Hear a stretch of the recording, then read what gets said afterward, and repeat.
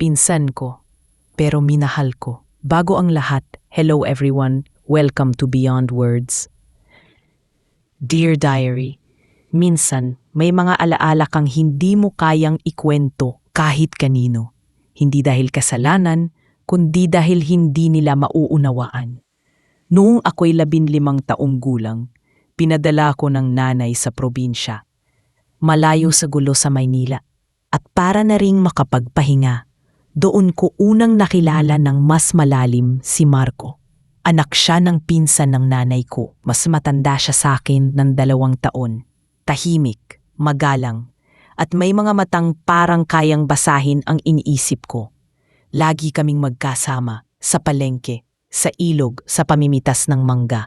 Tahimik siya, pero maalaga. Ako naman palangiti at curious. Minsan sa gabi, sabay kaming nanonood ng TV habang hinihimas niya ang buhok ko. Hindi yon bastos, hindi yon mali, o baka ayaw ko lang isipin na mali. Kasi sa puso ko, masaya ko. Hanggang isang gabi, habang umuulan, bumagyo hindi lang sa labas, kundi sa loob ng damdamin ko. Alam mong pinsan kita, di ba? Tanong niya habang hawak ang kamay ko. Oo, sagot ko. Pero bakit parang ayokong bitawan ka? Walang nangyari sa amin, hindi tulad ng maiinit na eksena sa pelikula.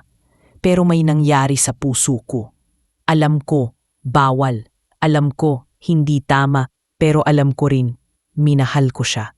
Totoo, malalim, tahimik. Isang araw, sinabi niya sa akin, aalis na ko, mag-aaral ako sa Maynila. Tama lang to, baka ang nararamdaman natin, dala lang ng init ng araw at lamig ng gabi. Hindi ko alam kung umiwas siya o pinili lang niyang maging tama.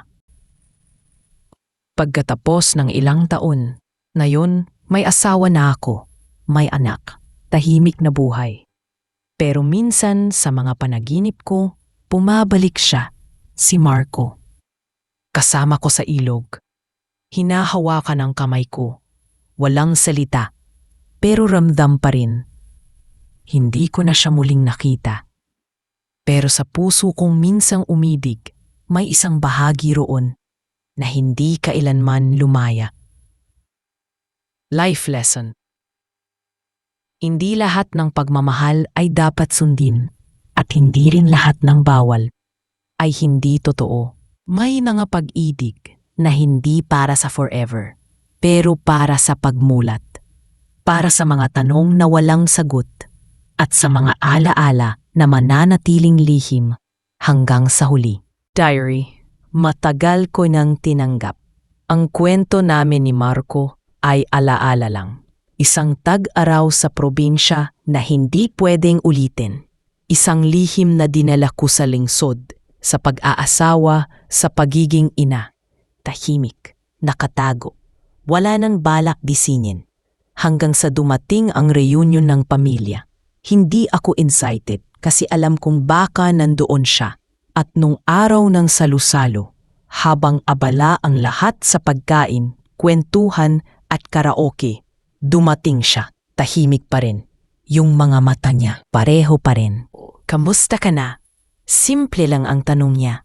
Pero sa loob ko, parang binuksan ang isang kabaong ng damdaming matagal nang nakalibing. Ayos lang, may pamilya na. Ako rin, sagot niya. May anak na rin ako, 5, pero may lungkot sa mata. Tumawa rin ako. Pero sa totoo lang, gusto ko sanang sabihin, di ba't dapat tayo yon? Kung pwede lang sana. Pero hindi ko sinabi. Kasi ngayon, mas bawal na. May mga buhay ng masasaktan. May mga anak, may mga asawang umaasa. Gabi na. May fireworks, may alak. Nagkasalubong kami sa likod ng bahay. Habang nagkakagulo ang mga pinsan sa harap. Tahimik. Walang sinasabi hanggang sa sabi niya. Wala kang kasalanan, ha? Kung mahal kita noon, kasalanan kong hindi ko pinaglaban. Pero baka yon ang tama. At kung mahal pa rin kita hanggang ngayon, kasalanan ko pa rin. Hindi ako sumagot, pero pumatak ang luha ko, tahimik lang, at ang sabi ko lang, ama na siguro tong pagkakataong to. Tama na yung minsang minahal kita, pero mas pinili nating hindi sirain ang mundo ng iba. Pagkabalik ko ng Maynila, yakap ko agad ang anak ko. Hinalikan ko ang asawa ko. At sa sarili ko, sinabi ko, tama ang naging desisyon ko noon. At mas tama ang desisyon kong hindi bumitaw ngayon. Pero sa bawat paglipas ng taon, bawat pagdaan ng tag-araw at bawat ilog na dumadaloy sa alaala ko, si Marco ang hindi ko nalilimutan. Life lesson. May mga pagmamahal na hindi nauwi sa pasalan, hindi dahil kulang, kundi dahil sapat ang pagmamahal para piliing huwag sirain ang buhay ng iba. Ang tunay na pagmamahal, minsan, nasa pagbitaw, hindi sa paghawa.